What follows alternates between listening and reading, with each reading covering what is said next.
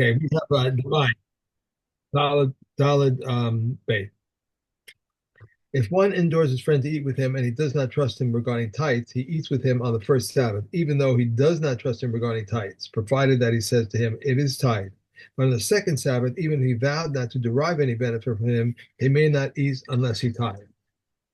The Rebbe Eliezer says one need not designate Misa. I'm sorry, I have to, Shaw, Yeah. I have to take this call. It's my car. Eliezer says one, Gimel, one need not designate the Maisa Ani of Demai, but the sages say he designates it, but it does not separate. If one designated Truma Maisa of Demai and Maisa Ani of the definitely untithed produce, he may not take them on the Sabbath. If a priest or a poor person were accustomed to eat with him, they may come and eat, provided he performs them. He informs them. Okay. Okay. Okay. So you've got a guy who's Ne'eman, but and he's got a worker, let's say an employee who is not necessarily Ne'eman, and says to him, "Go and buy some produce from me. קח לי ממי שהוא נאמן וממי שהוא מעשר." Go and buy some produce from me from somebody who's Ne'eman. That's not a clever idea because you're adding his judgment into the equation, and his judgment is, oh, but he's ne'eman by me. Eno ne'eman. Sorry, if he's not trusted for his own produce, he's also not trusted for anyone else's. Meish ploni. However, if he says, I want you to buy from Fred over there, because I know that Fred is ne'eman. Or is there ne'eman? Okay, that's good because it's easy to find him out if he buys from somebody else. You just speak to Fred the next day and say, "Oh, did my guy buy some stuff from you?" So that we trust that. Halach likach mimenu. He went to buy from Fred. V'amar lo matzati. Sorry, I couldn't find Fred, or Fred didn't have. V'lakachti lach me'acher shehu ne'eman. But I bought from somebody else who's a ne'eman. Again, that was your judgment to say who's ne'eman, eno ne'eman. Hanichnas la'ir. So a guy comes into a city, he doesn't know anybody there. Ve'eno makir adam sham. Amar, by the way, that's an important point that he specifically does not know anybody there, because if he does know somebody there, then he's got recourse. But we're talking about a case where he literally knows nobody. Who can he trust? Amar mikan neman mikan maaser. Who is trusted and who takes maaser, or who buys produce and is known to take maaser from it.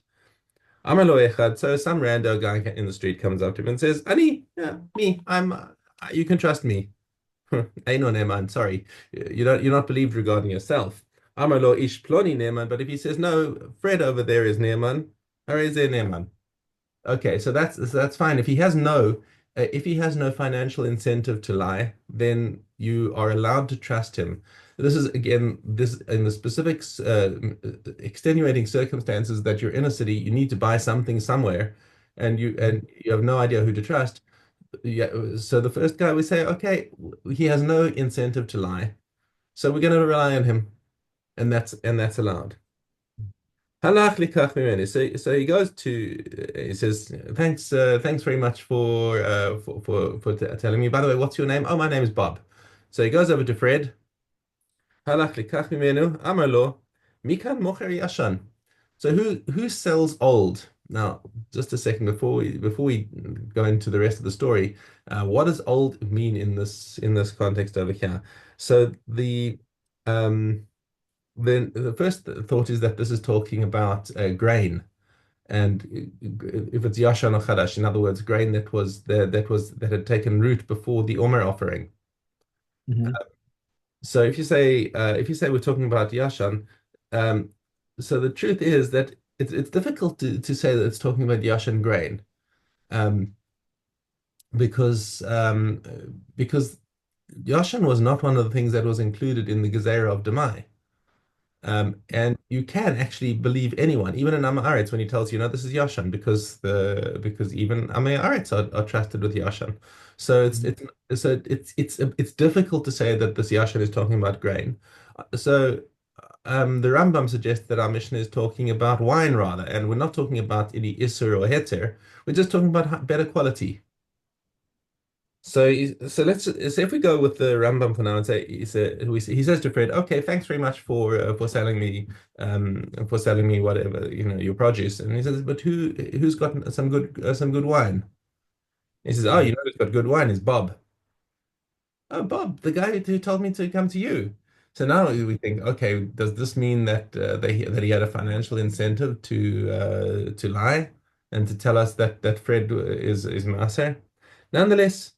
אמר לו, מי ששלח לך, אף על פי שאין כגומלין זה את זה, even though they're giving a mutually beneficial advice, הרי אלו נאמנים. They're nonetheless believed, probably because there was no guarantee that Fred was going to recommend Bob at all, that the new guy was going to be interested in wine. So it's so we still consider them trusted.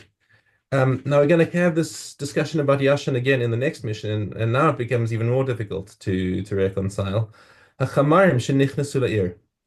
So two donkey drivers with produce come into the city. Amar echad, sheli chadash v'shel chaveri yashan. Mine is new, my friend, but my friend over here, he's got old. Sheli eino metzukan v'shel chaveri metzukan. The things that I'm selling uh, are not yet tithed, but my friends are tithed. Okay, and it says the Mishnah, "Einan nemanim." We don't trust them because they're traveling together, and even though the one is deprecating his own produce and praising his friend, it's a very easy little gig that they can put together to say, okay, next place it's my turn, and I'll praise yours. So they Right. they work in cahoots with each other. Rabbi Yehuda Omer Nemanim. But Rabbi Yehuda says, no, we can trust them. Now again, the Yashan over here, if we look at it as Yashan grain, it's you can if you look at first of all, if you look at it as yeah, if you look at it as Yashan grain, then he's saying, okay, mine is Asar, but my friend's is Mutar. He should be believed on anyway. The only thing is that he's saying that Shalim Enu Mitzukan, Shel Chaveri Mitzukan, and that's what the Mishnah is being done on, which again is difficult. If you say that it's about wine, um, and we're talking about, and he's saying, oh, my wine is not such great quality. My friend's is good quality. My grain is not Mitsukan. My friend is Mitsukan.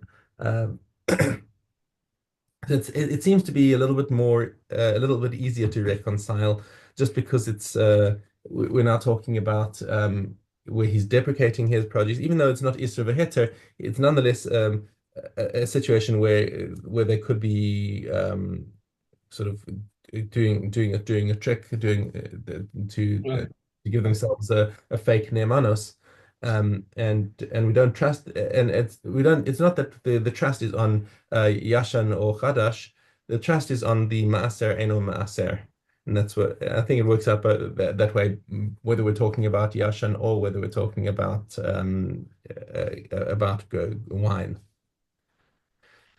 Okay, that's that. Um, okay, back to Oh, sorry. Sorry. I'm sorry, Saul. take a call. Chapter. Um, hey, Yeah. one man I give the poor from the threshing floor less than half of a cob of wheat and a cob of barley. Reb Meir says half a cob and a half of spelt, a cob of dried figs for a manner of fig cake.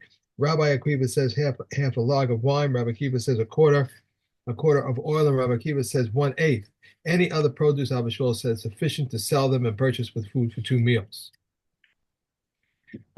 This measure applies to the priests, Levites, and Israelites. If he wants to save, he takes half and gives half. If he had a small quantity, he places it before them, and they divide it among themselves. Um, he who possesses 200 zuz may not take leket, shechicha, peo, or maisa'ani. If he had 200 less one, then even 1,000 give him together. He may take. If they were mortgaged to his creditor or his wife's ketubah, he may take. They do not compel him to sell his house and his utensils. Wait a second. Wait. Your point? Which I lost where we are. Oh, right. You went one ahead. Okay. All right, I'm sorry about that. All right. Okay. Zion, they do not give a They do not give a poor person who wanders from place to place less than a loaf worth of a pundum, or when forth says cost a seller. If he stays overnight, they give him a night's outfit. If he stays over the Shabbos, they give him food for 3 meals. If he has food for 2 meals, he may not take from the Tamchu. Food for 14 meals, he may not take from the Kupa, and the Kupa is collected by two and is distributed by three. Okay. Okay. Okay. Brachas. Um, what blessing does one make over fruit? On fruit of the trees, one says, "Who creates the fruit of the tree except for the wine?" For on wine, one says, "Who creates the fruit of the vine?" On fruits of the earth, one says, "Who creates the fruit of the soil except for the bread?" For on bread, and one says, "Who brings forth bread from the soil?" On vegetables, one says, "Who creates the fruit of the soil?" And Rabbi Yehuda says, "Who creates diverse kinds of fruit?" Herbs. If one recited who creates the fruit of the soil over fruit of the tree, he has fulfilled his obligation. If over fruit of the soil he recited who creates the fruit of the tree, he has not fulfilled his obligation. If over all of these one said, by whose word all things exist, and he has fulfilled his obligation. Over such things as do not grow from the soil, one says, by whose word? Over vinegar, over ripe, unripe, fallen fruits, and over locusts, one recites by whose word? Over milk, eggs, cheese, one recites by whose word? And Rabbi Yehuda says, no blessing is recited over whatever is the nature of a curse. Okay.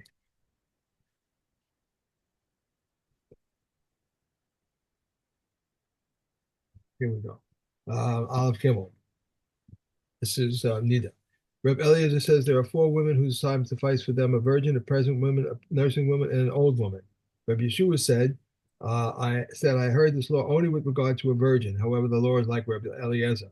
What is meant by a virgin? Any girl has never discharged blood in her life, even if she was married. Regarding a pregnant woman, her time suffices for her only from when her fetus becomes noticeable. And regarding a nursing woman, her time suffices for her until she weans a child. If she gave her a child to a wet nurse, for she has weaned him or he died, the mayor said she conveys tumor retroactively for 24 hours, but they can come and say her time suffices for her. What is meant by an old woman? Any woman who has 3 periods have passed near her old age. And Reb Elliot says any woman for whom 3 periods have passed, the time suffices for her. And Reb Rossi says a pregnant woman and a nursing woman for whom 3 periods have passed, their time suffices for them.